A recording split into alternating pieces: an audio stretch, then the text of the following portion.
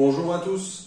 Alors, après plusieurs demandes sur mon extrudeur, je vous fais un petit tuto assez simple de montage du Direct Drive sur une Ender 3V2. Il est compatible Ender 3 Pro et je crois qu'il s'adapte même sur les 5 SR10 à vérifier sur la fiche du fabricant, mais il y a une platine d'adaptation qui permet de le monter sur pas mal de machines. Direct Drive court, il n'y a pas de tube PTFE dessus, la chauffe est améliorée, la ventilation est améliorée, plus puissante et plus silencieuse que celle d'origine. Extrudeur double entraînement, type clone BMG, donc ils ont vraiment la patate, hein. Si je serre un peu, c'est le fil qui va casser, mais je pourrais soulever mon imprimante avec. Il tire plus d'une dizaine de kilos, donc aucun souci de déroulage de bobine ou de quoi que ce soit. Je vous mets les liens du matériel. Moi, acheté sur AliExpress, 34 € des brouettes, donc disons 35 €. J'ai eu de la chance sur le suivi. J'ai eu un deuxième envoi, donc plutôt rentable, 35 €, 2 extrudeurs, donc ça me fait de la pièce de rechange. Des petites modifications à apporter. Faut penser à la commande de l'extrudeur de commander des buses, parce que les buses du Bowden d'origine sont pas compatibles, elles sont légèrement trop courtes pour faire une étanchéité correcte avec le corps de chauffe. Je vous mettrai les liens des buses que j'ai prises, il y en a sûrement plein d'autres qui sont compatibles, mais voilà, pour si vous avez la flemme de chercher, je vous mettrai le lien des buses que j'ai prises. Petite modif au niveau du châssis, il y a cette pièce là à enlever, je vous explique pourquoi. L'encombrement entre les fixations et la buse n'est pas le même que celle d'origine, donc ça décale on va dire les prises d'origine machine. Pour ceux qui connaissent la CND, je ne sais pas comment vous appelez ça en impression 3D. Ça vous décale ou vous imprimez par rapport à ce qu'on demande. Donc il faut refaire un centrage plateau, imprimer un tendeur de courroie Y et l'usiner un tout petit peu pour décaler la butée du plateau et permettre de retrouver les 220 par 220 d'impression d'origine. C'est des modifications qui sont assez simples. Il y a une petite modification pour le centrage du plateau à rentrer soit via pointer face, soit dans votre G-code de démarrage. Moi je l'ai mis dans le G-code de démarrage. Ça peut aussi être rentré dans les slicers. Sous Cura, quand je l'ai fait, ça marchait pas. Maintenant je suis sous S3D et sous S3D ça a marché du premier coup. Pourquoi Cura ne marchait pas, je ne sais pas. Donc voilà la présentation, j'amène la caméra et je vous montre les modifications. Alors pour le montage, je vous conseille de déjà déposer mécaniquement l'ancien extrudeur et corps de chauffe. Vous les déposez, on ne touche pas à la partie électrique, vous la laissez. Pour la partie électrique, ce que j'ai fait, c'est de tirer en parallèle dans la gaine jusqu'à la carte mère. Vous avez 3 connecteurs qui vont en lieu et place des connecteurs de la chauffe d'origine. Vous ne pouvez pas vous tromper. Les couleurs des fils correspondent, donc il faut juste les brancher au même endroit. Et vous avez 2 fils à brancher sur un bornier de la carte qui correspondent à la résistance de chauffe. La polarité n'importe pas, donc qui sont de la même couleur, que vous les branchez dans un sens ou dans l'autre, vous n'aurez pas de souci. Donc partie électrique, ultra simple. Petite différence par rapport au Bowden, on n'a plus le tube PTFE qui nous permettait d'accrocher la partie électrique en sortie. Donc j'ai modélisé et fabriqué une petite pièce support pour nous aider à guider le câble. Je vais faire un petit zoom dessus, voilà. Donc je la mettrai en lien aussi, elle est dispo sur ma page Kulz. Et pour les très grandes pièces, un petit peu à la barbare, Je mets un tout petit fil pour éviter qu'ils viennent accrocher sur des pièces vraiment très grosses en bordure de plateau. Ça peut arriver que la partie électrique vienne toucher un petit peu la pièce. Donc ça m'arrivait de mettre ça. Je l'ai laissé la dernière fois, même s'il me sert plus, parce que bon, ça sert à rien de le démonter. Donc la partie électrique reste très simple. C'est du plug in place. Vous avez juste à débrancher l'ancien, à remettre le nouveau. Donc l'extrudeur, après, pour le positionner, moi ce que je vous conseille clairement, c'est de faire sauter la plaque qui est ici. Petite mise au point, on voit pas très bien. La plaque qui est derrière, donc je vous le montre. Moi ça c'est celle qui était avec celui que j'ai monté. Ça vous permettra de moins être embuté sur le Y, ce que je vous expliquais tout à l'heure par rapport à l'encombrement de la tête qui est pas le même que celle d'origine. La problématique, bon, enfin c'est pas une problématique en tant que soi, tout se corrige.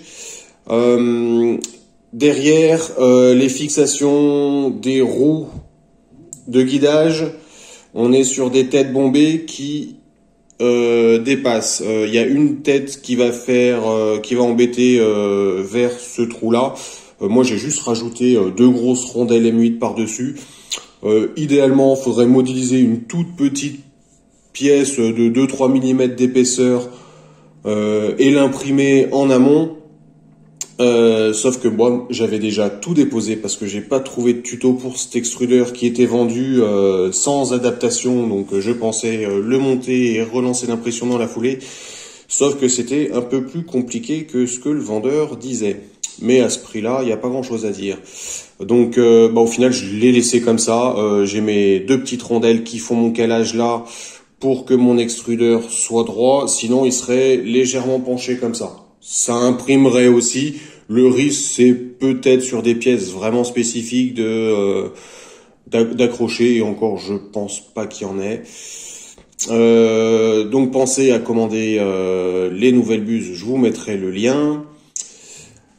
S'ensuit la partie réglage. Du fait que on n'est pas le même encombrement, il faut recentrer le plateau, donc imprimer une croix de centrage. Je vais pas le faire en réel, mais vous expliquer comment le faire, vous mettre le lien pour la croix de centrage.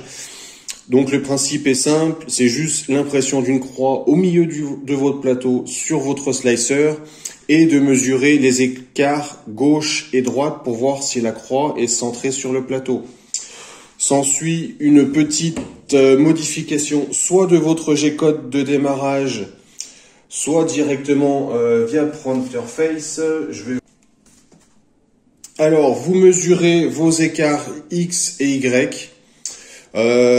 Personnellement, ma croix était décalée en X de -5 et en Y de -5. Donc, soit via Printerface, soit dans votre G-code de démarrage, vous rentrez G0, X, votre correction, Y, votre correction. Donc, moi, c'était X-5, Y-5. C'est pour dire que votre 0 du plateau est décalé de -5 mm par rapport à votre G28 qui vous fait votre auto-home. Si vous comprenez pas, c'est pas grave tant que vous prenez les bonnes mesures et que vous corrigez le paramètre. Après la ligne G0, X, votre valeur, Y, votre valeur, vous rentrez un G92, X0, Y0. C'est pour dire à votre imprimante que ce point-là est votre nouveau point 0 de l'imprimante. Derrière, un M500 pour enregistrer votre valeur. Vous retournez sur votre slicer, refaire une croix d'impression, une croix de centrage, pardon. Vérifier en haut, en bas, à gauche, à droite que vous avez la même valeur et dire que votre croix est centrée. Visuellement, vous pouvez en plus tracer un petit trait au crayon de papier pour faire les diagonales. Votre croix de centrage, vous verrez un décalage. Moi, je l'ai pas fait parce que rien ne vaut la mesure. Voilà. Donc, pour la partie du tendeur, je vous mets le lien pour imprimer un nouveau tendeur Y. Le décalage de la tête par rapport à celle d'origine fait que Le support du plateau va venir taper en butée ici. Donc faire sauter votre moteur, enfin faire sauter la courroie sur la roue d'entraînement crantée du moteur, donc à éviter. Et du coup, pour pas toucher la pièce d'origine, soit si vous voulez revendre votre imprimante, soit si votre pièce est mal imprimée, si vous modifiez celle-là et que vous le faites mal, vous le cassez, vous avez plus d'imprimante. Donc voilà pourquoi il faut réimprimer une pièce pour modifier celle-là et non celle d'origine.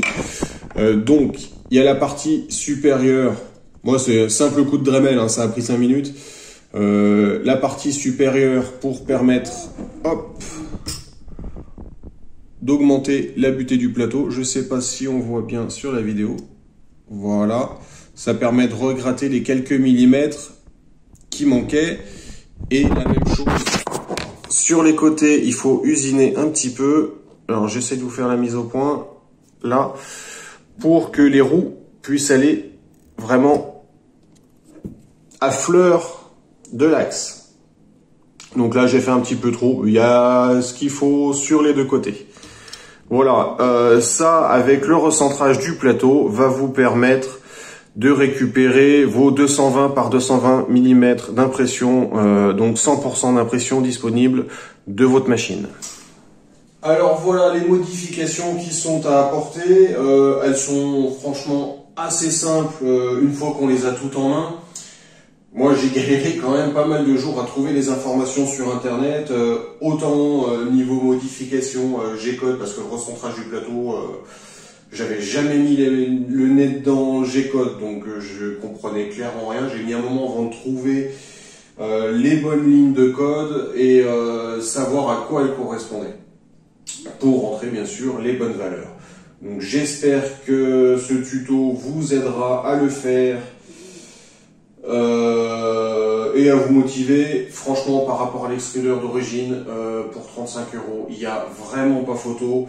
La rétractation derrière est à régler parce qu'on n'est plus en Bowden, donc vous allez tomber sur des valeurs de l'ordre de 2 mm et moi en vitesse j'ai dû mettre 25 ou 30 mm par seconde, donc vous allez gagner en rétractation.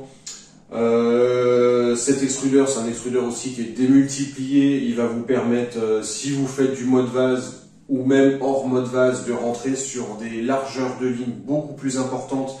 J'ai déjà imprimé du 1,2 mm avec une buse de 0,4. Juste perso, je diminue la hauteur de couche pour pas que l'extrudeur chauffe trop. Le mien chauffe un peu, il faudrait que je me motive à faire les VRF pour vérifier que la tension envoyée est pas un petit peu trop élevée ou trop faible. Mais il est capable d'envoyer vraiment plus que celui d'origine. Il a beaucoup plus de force, donc aucun problème de déroulement de bobine. Même sur une bobine neuve, il la tire, on pourra en mettre 10, il tirerait encore. Le refroidissement, j'ai clairement amélioré mes surplombs. L'état de mes surplombs, j'avais fait un test de surplomb avant, un test de surplomb après, c'est dommage, j'ai plus les photos, mais je vous conseille de le faire aussi avec exactement les mêmes valeurs. Ça va clairement vous montrer l'amélioration du refroidissement. Et sinon, la dernière chose, vous passez de deux technologies d'extrudeurs différentes. Il vous faut refaire la calibration de l'extrudeur, donc revoir le tuto si vous l'avez plus en tête, que je vous ai mis dans une autre vidéo, tuto calibration extrudeur, qui doit être le numéro 1. La valeur de base préconisée par le fabricant est de 415 pas par millimètre. Les Ender 3 et similaires sont bloqués à 180 ou 200 pas par millimètre sur l'écran. Donc il vous faudra aussi, si vous ne savez pas le faire, utiliser le tuto utilisation Printerface pour la calibration de l'extrudeur.